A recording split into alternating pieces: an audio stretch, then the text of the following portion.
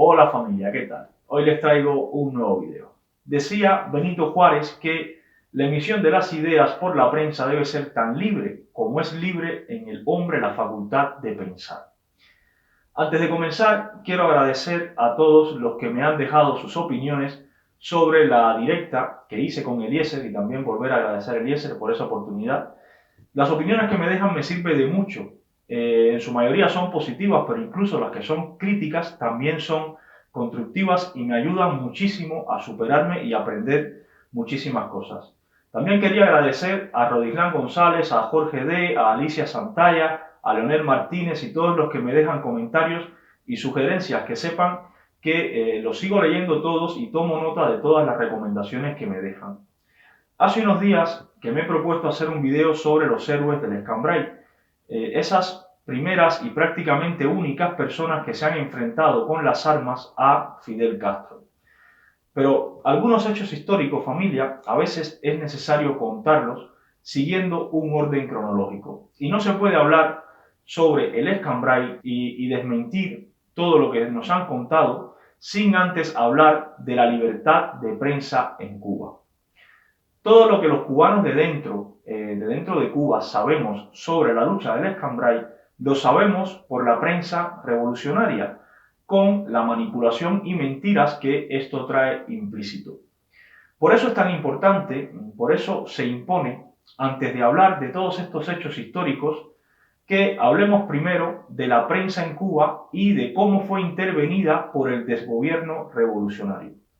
En una dictadura, como era la de Fulgencio Batista, se practicaba la censura en la prensa, porque a la dictadura había cosas que no le convenía que se publicaran. Pero en una dictadura totalitaria, como la comunista cubana actual, se va mucho más allá, porque el objetivo es que se piense y se diga la misma cosa, que se emita el mismo mensaje.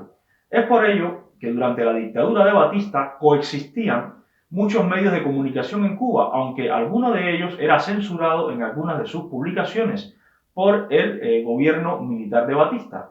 Pero después de 1959 se eliminaron todos los medios de comunicación independientes, porque lo que le interesaba al gobierno era controlar el mensaje. Lo que interesaba era que todos dijeran lo mismo, y la única forma de conseguir que todos digan lo mismo es eliminando la libertad de prensa. Y el ejemplo actual de esto son las publicaciones del Granma y del Juventud Rebelde, que estamos acostumbrados a que sean exactamente iguales. La causa es que se quiere emitir el mismo mensaje y por tanto las publicaciones terminan siendo exactamente iguales. Ahora tomen asiento, voy a extenderme un poco, pero vamos a hacer un poco de historia. La historia de las comunicaciones en Cuba se remonta a principios del siglo XIX con la introducción del telégrafo. En 1881 comienza a funcionar el servicio telefónico en La Habana y la primera central telefónica comienza a funcionar a partir de 1882. La prensa escrita en Cuba se remonta incluso mucho antes. En 1764 comienza a imprimirse la Gaceta y poco tiempo después se le fueron sumando muchas otras publicaciones. Por ejemplo, el Diario de la Marina, que publicó por primera vez en 1832, y quédense con esta fecha, 1832, y comenzó a publicar bajo el nombre de El Noticioso y Lucero. Surgió todo un universo de prensa escrita donde se podía leer varias líneas editoriales, muchos puntos de vista sobre el mismo tema, varias interpretaciones sobre los mismos hechos y donde se le daba voz prácticamente a toda la sociedad cubana. Entre estas publicaciones estaban, por ejemplo, El Mundo, El País, Alerta, Información, Avance, El Crisol, Bohemia y así muchas otras publicaciones.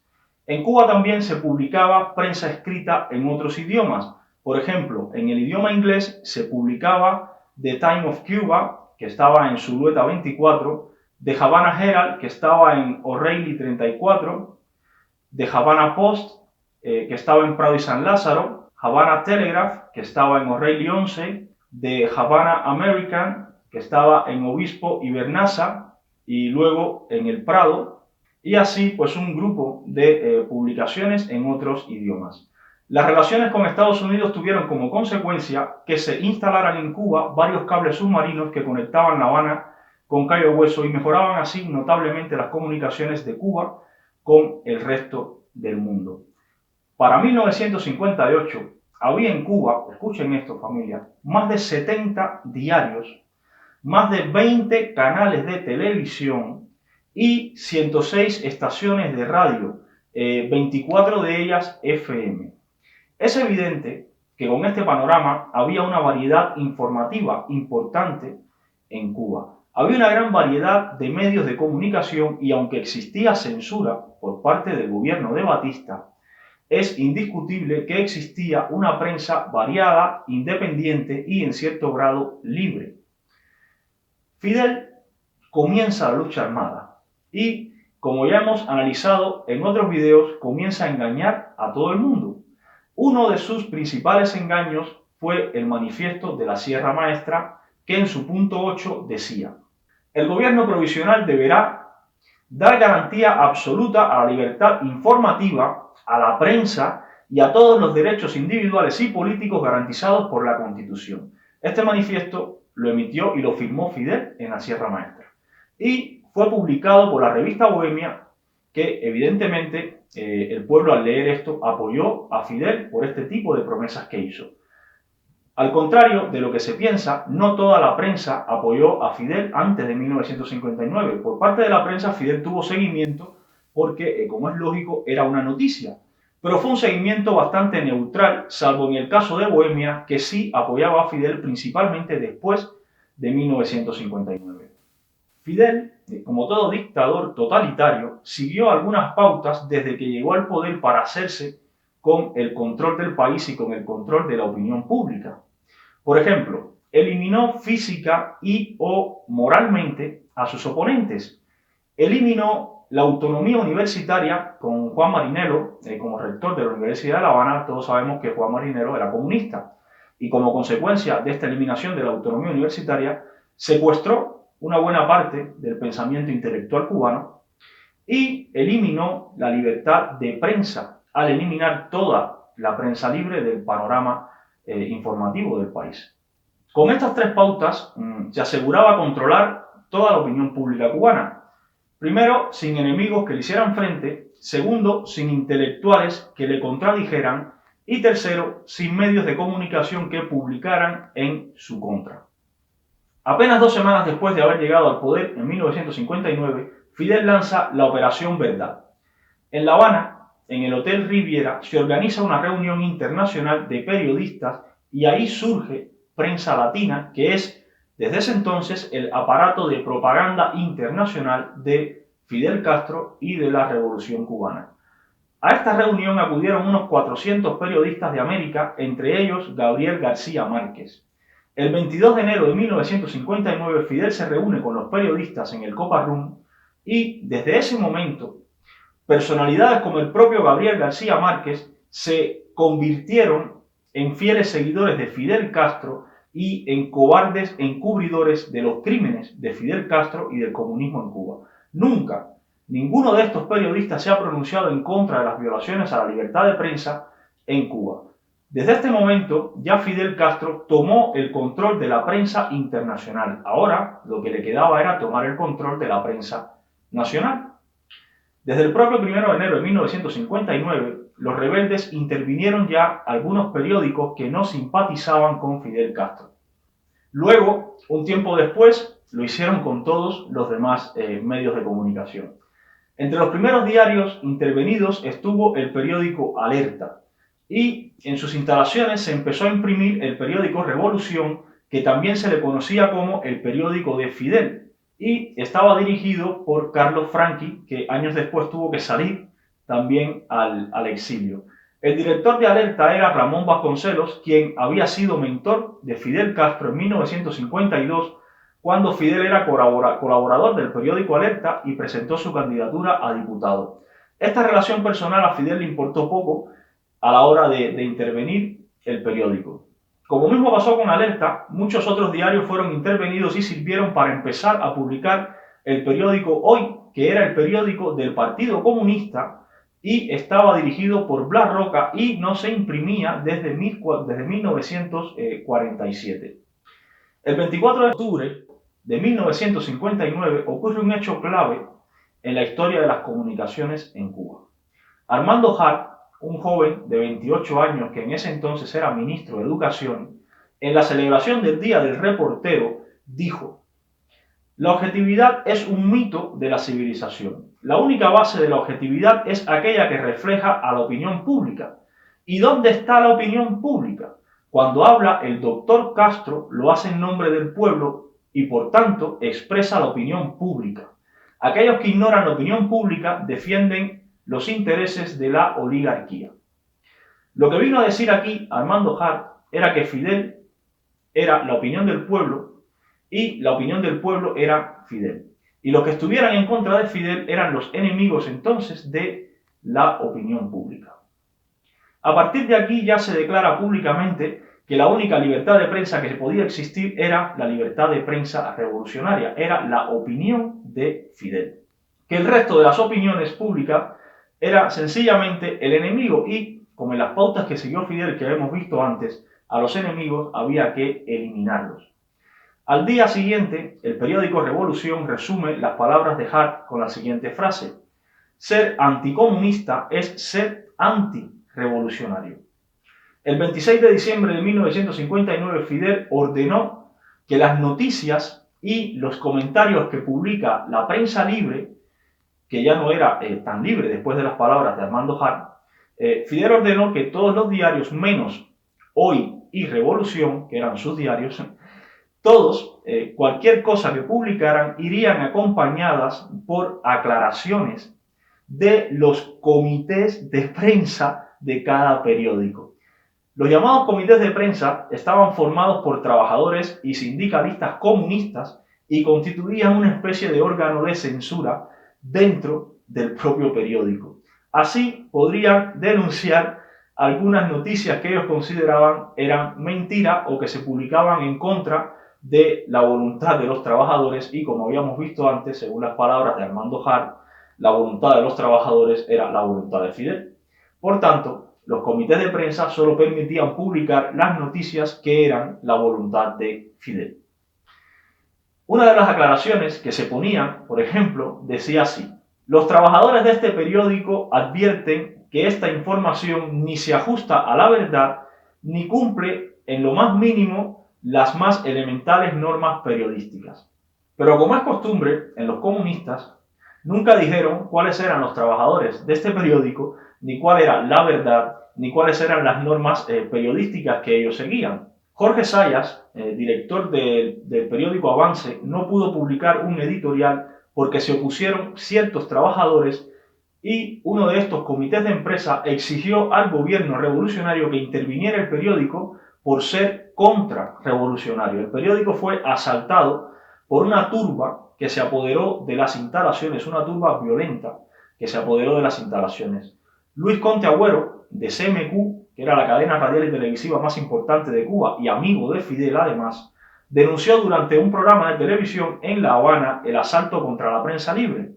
En un intento de leer durante su programa de radio una carta abierta a Fidel, otra turba, dirigida además por el jefe de seguridad de la propia cadena, le impidió a Conte Agüero el ingreso en la estación de radio para que no pudiera leer la carta. Imagínense ustedes, el simple hecho de leer una carta no lo dejaron hacer. Tuvo que refugiarse directamente en la embajada de Argentina para que no lo cogieran preso.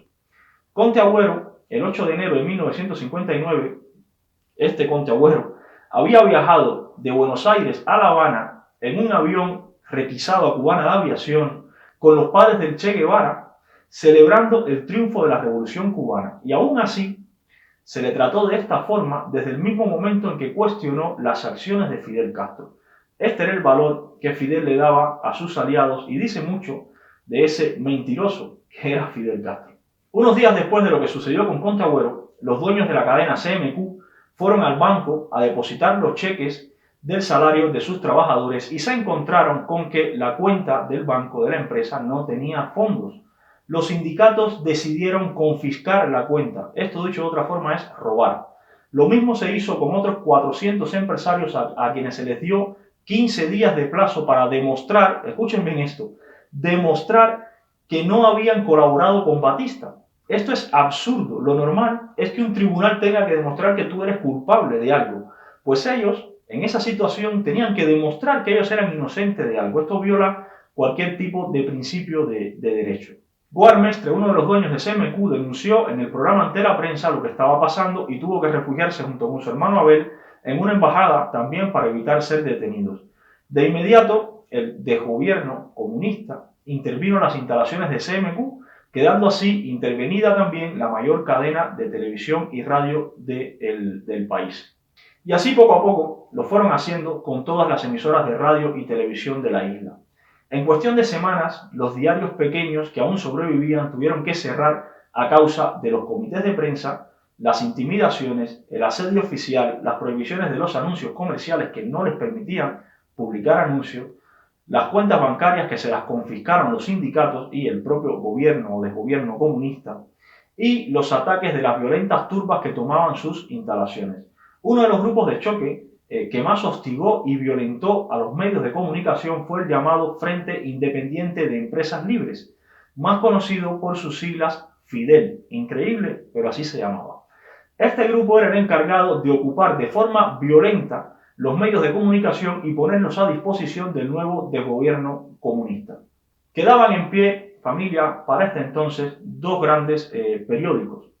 Prensa Libre, que era el de mayor tirada en Cuba, y el Diario de la Marina. Recuerden que les dije que se quedaran con la fecha, que fue un diario fundado en 1832, antes incluso de que comenzaran las guerras por la independencia. Un diario de 128 años que había contado prácticamente la historia de Cuba entera. También seguía en pie la revista Bohemia, una revista legendaria que se fundó en 1908 y que, a pesar de la publicación contra el comunismo, había apoyado a Fidel Castro como ningún otro medio de comunicación había hecho. Y esto pues, es fácil de demostrar si vamos a las publicaciones de Bohemia de 1959, por ejemplo. El Diario de la Marina era el periódico de línea editorial conservadora más influyente de Cuba. Tenía un edificio propio en La Habana, en la esquina del Paseo del Prado y la calle Brasil. El 11 de mayo de 1960, el Diario de la Marina publicaría, no lo había publicado, lo iba a publicar, un comunicado firmado por más de 300 de sus trabajadores en apoyo a la defensa de la libertad de expresión. El grupo de respuesta rápida, Fidel, fue avisado de que se iba a hacer esta publicación y en la noche anterior a la publicación una turba violenta tomó por asalto el edificio. No les bastó con entrar de forma violenta, sino también destruyeron una buena parte de las instalaciones y la policía se negó a intervenir. Al día siguiente, en la Universidad de La Habana, que recordemos que ya se había eliminado la autonomía universitaria, la FEU, la Federación Estudiantil Universitaria, que ya para ese entonces no era la FEU de José Antonio Echeverría, la FEU organizó el entierro del Diario de la Marina. En el país que se entierra un diario, familia, se entierran todas las libertades de expresión. Y así fue. El Diario de la Marina lo ocupó el periódico comunista Hoy. Así terminaron con uno de los periódicos más antiguos de Cuba y en su lugar comenzaron a imprimir el periódico del Partido Comunista. En una publicación del periódico Revolución, que era el periódico de Fidel, le avisaron al otro periódico, al Prensa Libre, que seguiría los pasos del Diario de la Marina. A finales de mayo de 1960, Prensa Libre ocupaba su nuevo edificio de 6 pisos recién construidos y estrenaba además imprentas nuevas de las más modernas de la industria. Fue una inversión aproximadamente de $3 millones de esa época, que es mucho dinero. El último piso del edificio estaba desocupado porque pensaban poner ahí una estación de radio que se iba a llamar Radio Libre. Una noche llegó Fidel Castro a las oficinas de Prensa Libre y les llevó un regalo, una fotografía suya dedicada para los trabajadores, y le preguntó al subdirector Humberto Medrano, que era el único que se encontraba de los directivos, le preguntó que dónde la iba a colgar. Fidel le dijo que quería además conocer las nuevas instalaciones del periódico y Humberto Medrano se las mostró piso a piso. Y cuando llegaron al 6º piso, Fidel le preguntó que por qué estaba vacía esa planta, y Medrano le contestó que aún no sabían para qué utilizarlo. Fidel le respondió que en ese piso quedaría muy bien el Ministerio de Información, a lo que Medrano respondió que no le parecía una buena idea. Eso fue en mayo. El 4 de julio, por la noche, la turba del grupo de respuesta rápida Fidel tomó por asalto las instalaciones de Prensa Libre y Medrano tuvo que pedir asilo en la Embajada de Panamá. Y así fue como el otro periódico libre que quedaba en Cuba, el único que quedaba, también fue intervenido. Quedaba entonces la revista Bohemia solamente. Bohemia era a finales de los años 50 la revista más importante de Latinoamérica. La primera entrevista que concedió Fidel Castro a un medio de comunicación se la concedió en la Sierra Maestra a Agustín Hayes Soberón, quien también entrevistó al Che y que era reportero de la revista Bohemia. Cuando triunfa la revolución, Fidel Castro visita las instalaciones de la revista Bohemia. Bohemia tuvo una actitud crítica con la dictadura de Batista en defensa de la libertad de expresión, en contra de la censura de Batista y en favor de Fidel Castro. El 15 de junio de 1960, Fidel Castro celebró el Día de la Libertad de Prensa. Y el 21 de junio, apenas 6 días después, una turba violenta, la turba de Fidel, tomó por asalto los talleres y las oficinas de la revista Bohemia. Miguel Ángel Quevedo, director de la revista, se asiló en la Embajada de Venezuela y terminó en 1969 suicidándose en Caracas y dejó una carta escrita antes de suicidarse que todos los cubanos deberíamos leer. Es una carta muy esclarecedora. Les he hecho esta historia, familia, porque tenemos que ser conscientes de que en Cuba hubo un exterminio de los medios de comunicación libres. En Cuba, el desgobierno revolucionario acabó con la libertad de prensa desde el propio año 1959, incluso llegando a cerrar un periódico que llevaba 128 años funcionando. A partir de que se cerraron todos los periódicos cubanos y ya además Fidel controlaba el mensaje que salía al exterior mediante prensa latina, al desgobierno cubano le fue muy fácil controlar la historia como mejor se le ajustara y contarla según sus intereses. A partir de aquí comenzaron a mentirnos, a manipularnos y a adoctrinarnos mediante los medios de comunicación. Los medios de comunicación comunistas nos dijeron que los alzados del Escambray eran bandidos. Nos mintieron. Nos dijeron que la Brigada 2506 de Girón eran mercenarios. También nos mintieron. Nos dijeron que la culpa de todo era del imperialismo y toda esta serie de mentiras que solo pueden decir porque tienen el control absoluto de los medios de comunicación y la información que llega al pueblo sale única y exclusivamente de ellos mismos. Como me dijo hace poco un seguidor de este canal, Rodislán González, Fidel no era un adelantado a su tiempo, como muchos piensan. Simplemente estaba adelantado a los cubanos. ¿Y por qué estaba adelantado a los cubanos? Porque él sí tenía información del exterior. Los cubanos no la teníamos y lo único que nos llegaba era la versión que Fidel quería contarnos desde los medios de comunicación manipulados que controlaba. Cuando a una sociedad le quitas la prensa libre, es como si le taparas los ojos y solo puede guiarse por tu voz. Si tu voz dice la verdad, eso será lo que escuche. Pero si tu voz dice mentiras, eso también será lo que escuche y se lo creerá. Eso fue lo que hizo Fidel con nosotros los cubanos. Nos tapó los ojos y nos dijo lo que él quería que escucháramos y lo que él quería que creyéramos. Y así fue, familia, como eliminaron la libertad de prensa en Cuba y hasta el día de hoy no la hemos recuperado. Cuba era en 1959 el país con más medios de comunicación per cápita de América. Y además, todos ellos con un alto grado de independencia y libertad a pesar de la dictadura de Batista. Hoy tenemos el Granma, que es el órgano oficial del Partido Comunista de Cuba, por tanto, un periódico que no es libre. Tenemos además el Juventud Rebelde y el Trabajadores, que replican las noticias que dice el Granma, las cargan y las publican. Algunos medios de prensa también tenemos provinciales, como el 5 de septiembre en Cienfuegos, por ejemplo, que también replican las provincias del Granma. Y tenemos unos canales de televisión que mienten, manipulan, linchan ciudadanos y algunas emisoras de radio que también mienten descaradamente. Además tenemos una clandestina y emergente prensa independiente, que no son más que ciudadanos de a pie dispuestos a informar de lo que ocurre en Cuba y que son apresados, perseguidos e incluso golpeados por la policía revolucionaria cubana. Dicho esto, familia, Hecha esta explicación y esta historia, a partir de ahora podemos entender cómo la sociedad cubana ha llegado al lamentable estado de desinformación actual. Esta es la causa por la que hoy muchos siguen creyendo los cuentos del desgobierno cubano. Dijo Kofi Annan que ninguna sociedad democrática puede existir sin una prensa libre, independiente y plural. Por tanto, según Annan, expresidente de la ONU, en Cuba no existe una sociedad democrática, porque en Cuba no existe prensa libre, ni independiente, ni plural. Estos son los datos, familia. Estos son los tristes datos de cómo el desgobierno cubano, el mentiroso de Fidel Castro y toda esta banda de fanáticos comunistas acabaron con la prensa libre e independiente y variada que existía en Cuba, y hoy tenemos lo que tenemos.